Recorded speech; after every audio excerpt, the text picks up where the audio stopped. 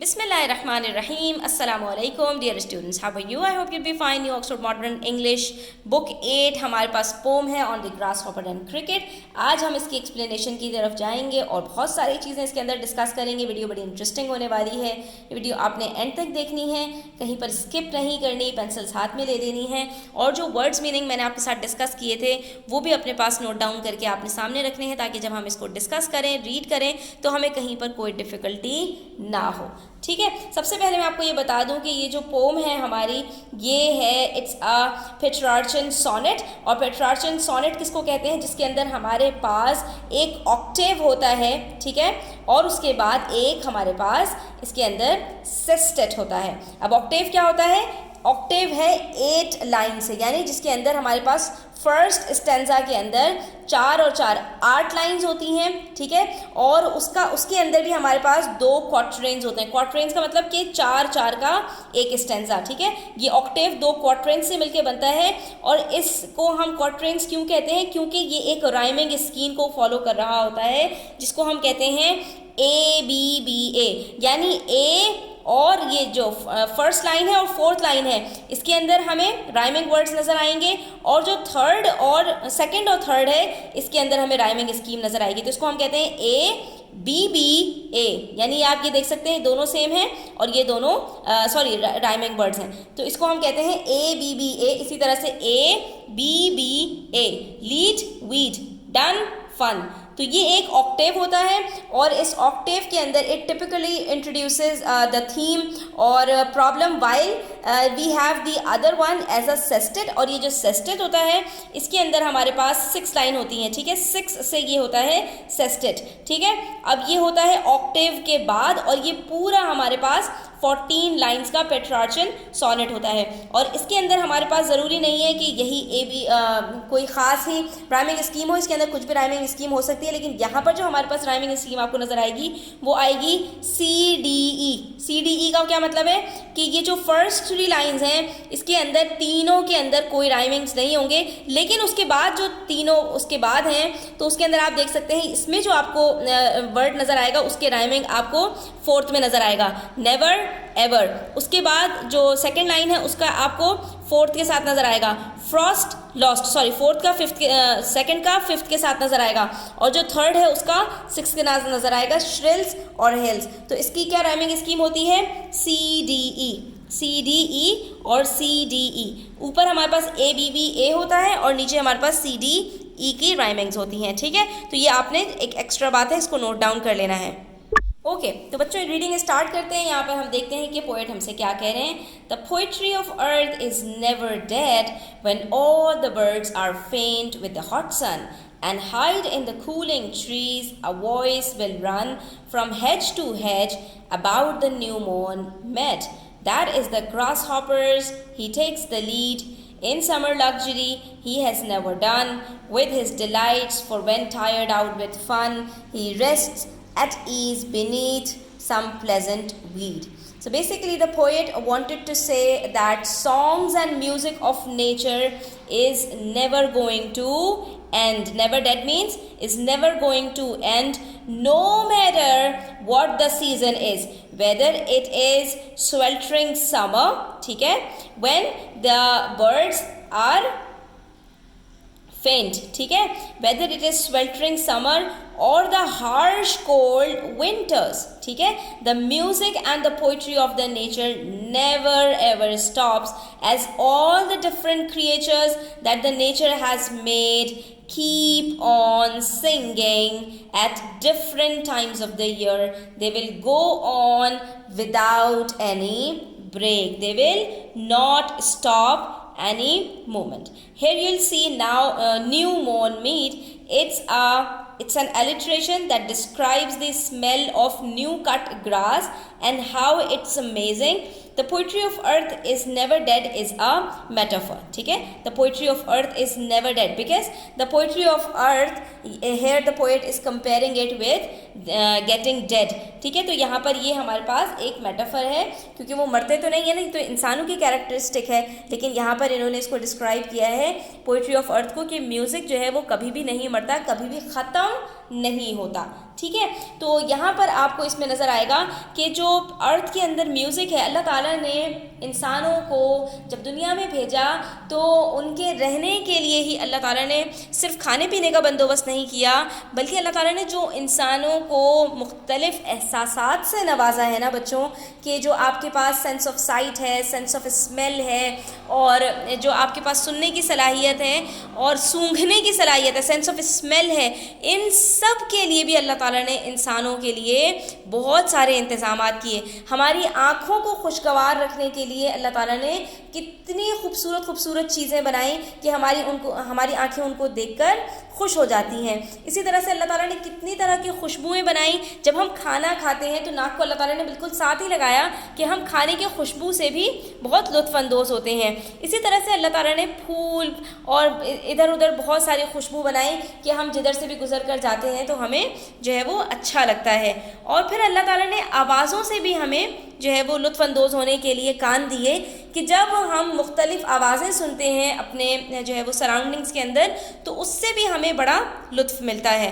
तो यहाँ पर पोएट ने इसी चीज़ को बहुत ज़्यादा हाईलाइट किया है, ये जो अल्लाह ताला ने आवाज़ों का हुस्न रखा है, जिसकी वजह से जो अर्थ के ऊपर, जो हमारी ज़मीन के ऊपर एक खूबसूरती है और जो एक कंटिन्यूएशन ऑफ लाइफ है ज़मीन के ऊपर की ज़िंदगी चली जा रही है अपनी खूबसूरती के साथ, तो यहाँ पर उसको उन्होंने डिस्क्राइब किया है कि ज़मीन के ऊपर जो आवाज़ें हैं, जो म्यूज़िक है, जो सॉन्ग्स हैं, वो कभी ख़त्म नहीं होते। और वो कौन से सॉन्ग्स की बात हो रही है? जो ये कुदरती आवाज़ें हैं। When all the birds are faint with the hot sun, जब सारे परिंदे गर्मी की शिद्दत की वजह से अपने अपने घोंसलों के अंदर दुबक जाते हैं, and hide in cooling trees, और छुप जाते हैं दरख्तों में जाकर, voice will run from hedge to hedge, आपको एक बाड़ से दूसरे बाड़ तक एक आवाज़ मुस्तकिल नज़र आएगी, सुनाई देगी।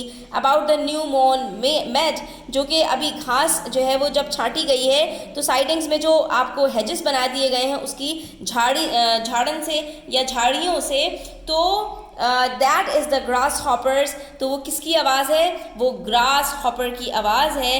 ही takes the lead in summer luxury, यहाँ पर इन्होंने समर लग्जरी का जो वर्ड यूज़ किया है, it means that in summer, luxury means that grasshoppers fully relish the summers and enjoy it to its utmost intensity. Since the poet has deep love for nature, he exhibits this through the unique composition of his poem using two main insects, grasshoppers and cricket. ठीक है, तो summer luxury इन्होंने यहाँ पर highlight किया है कि गर्मियाँ जो आम तौर पर दूसरों को बुरी लगती हैं, वो इसमें भी ग्रास हॉपर्स अपनी पूरी आबोताब के साथ बड़ी खुशियाँ मनाते हैं। He has never done with his delights. Never done का मतलब कभी नहीं थकता। ये जो ग्रास हॉपर है ये कभी नहीं थकता अपनी खुशियों से, यानी कभी अपनी जो खुशी में मस्त है ये और अपनी आवाज़ें निकालने में, तो इसके लिए समर भी इसका कुछ भी नहीं बिगाड़ पा रहा। For when tired out with fun, जब जो है वो जो है बोलते बोलते या जब गर्मी की शिद्दत की वजह से थोड़ा बहुत थकता भी है, he rests at ease beneath some pleasant weed, और तो ये क्या करता है कि वो जो झाड़न वगैरह है जिसकी घास की सफाई करके जिसको एक जगह गट्ठर बना के रख दिया गया है, ये उसके नीचे जाकर छुप जाता है और वहाँ पर अपनी ची ची ची ची ची ची ची ची चू चू चू चू चू चू चू चू जो है वो जारी रखता है। Even when the summer is so hot that the birds can't chirp, and when the winter has frozen the land solid, these two keep on singing, which provide consolation even in tough times. ठीक है, तो ये जो दो birds हैं यहाँ, जहाँ पर अभी इन्होंने सिर्फ ग्रास हॉपर का तस्करा किया है इस ऑक्टेव में, बाकी सेस्टेट के अंदर वो क्रिकेट का तस्करा करेंगे, तो ये कभी नहीं थकता। और जबकि बाकी सब लोग जो है दुबक जाते हैं, बाकी सारे जानवर चले जाते हैं अपने अपने घोंसलों में, ये तब भी उस वक़्त भी अपनी आवाज़ों से इर्द गिर्द के माहौल को ज़िंदा रखता है।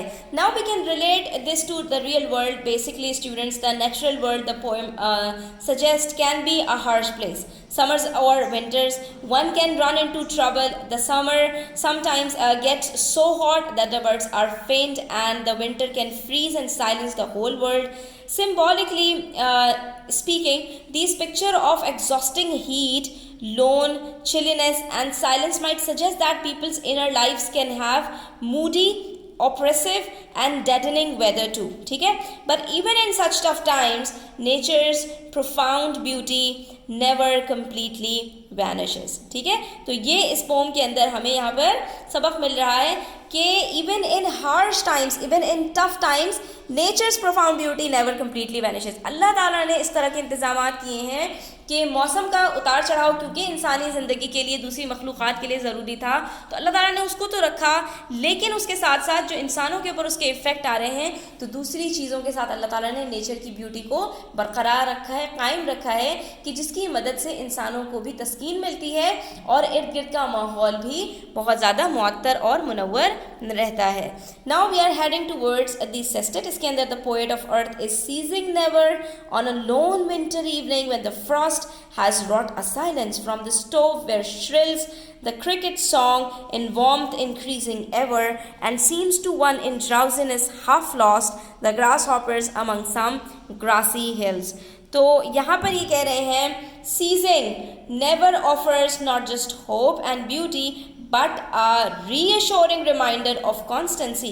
The cricket's song reminds a winter daydreamer of the voice of the grasshopper and turns of the fact that beauty runs through all the seasons, that is, throughout the year. ठीक है, तो the cricket in order to keep itself warm peeps into the kitchen. ठीक है, आप देख सकते हैं यहाँ पर कि वो गर्मी की लेने के लिए किचन में घुस जाता है. And keep singing as the warmth keeps increasing and he feels comfortable.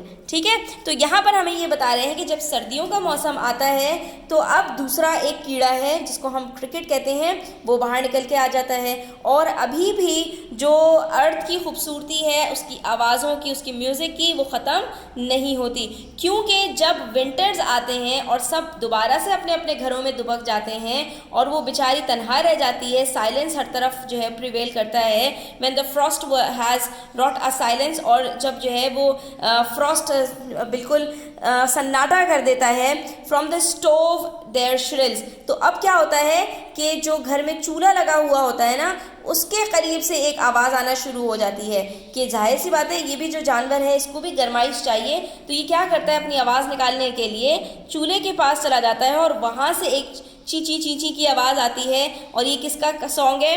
The cricket song in warmth increasing ever. और जैसे जैसे गर्मी बढ़ती है तो इसका सॉन्ग भी बढ़ता चला जाता है. और इसकी वजह से, इस आवाज़ की वजह से, and seems to one in drowsiness half lost, वो शख्स जो आधा सोया हुआ है, आधा जागा हुआ है, उसको ग्रास हॉपर की याद आ जाती है. वो ये समझता है कि ग्रास हॉपर वापस आ गया है. And the grasshoppers among some grassy hills, और शायद वो कहीं किसी ग्रासी हिल के अंदर जो है वो चूं चूं चींची कर रहा है, क्योंकि छोटा सा कीड़ा होता है, नज़र भी नहीं आ रहा होता कि कहाँ से आवाज़ आ रही है. तो सोता हुआ शख्स ये समझ रहा होता है कि दूर कहीं कोई टिड्डा आ गया है और वो अपनी आवाज़ में मस्ता रहा है. And while it's singing the person who is half lost in drowsiness, that is half slept, thinks that it is the grasshopper singing in some grassy hills. Two of these insects reminds a romantic person feels as if he is in spring because of the cricket song. In this way the nature keeps itself alive and merry making and singing. तो इससे क्या होता है कि वो जो आधा सोया हुआ शख्स होता है वो ये समझता है कि शायद बहार वापस आ गई. सर्दियों की रात में उसे ऐसा लग रहा होता है बहार वापस आ गई है, तभी मुझे ये टिड्डे की आवाज़ सुनने को मिल रही है. ठीक है स्टूडेंट्स, तो हमें बेसिकली यहाँ पर नेचर की जो खूबसूरती है उसको पोएट ने हाईलाइट करने की कोशिश की है कि जिन चीज़ों के अंदर हमें बदसूरती नज़र आ रही होती है तो उसके अंदर भी अल्लाह ताला ने हुस्न रखा है. और कुदरत की कोई भी चीज़ नाकारा नहीं है चीज़ निकम्मी. कोई ज़माने में कोई बुरा नहीं. कुदरत के कारखाने में इतने छोटे छोटे से कीड़े हैं, लेकिन अल्लाह ताला ने उसके ज़रिए भी दुनिया को खूबसूरत और हसीन बनाया है. तो हमें हर वक्त अल्लाह ताला का शुक्र अदा करना चाहिए. और ये अगर आपको वीडियो अच्छी लगी हो तो वीडियो लाइक कीजिए, अपने फ्रेंड्स के साथ शेयर कीजिए, चैनल सब्सक्राइब कीजिए. अपना बहुत ख्याल रखिएगा. अल्लाह हाफ़िज़.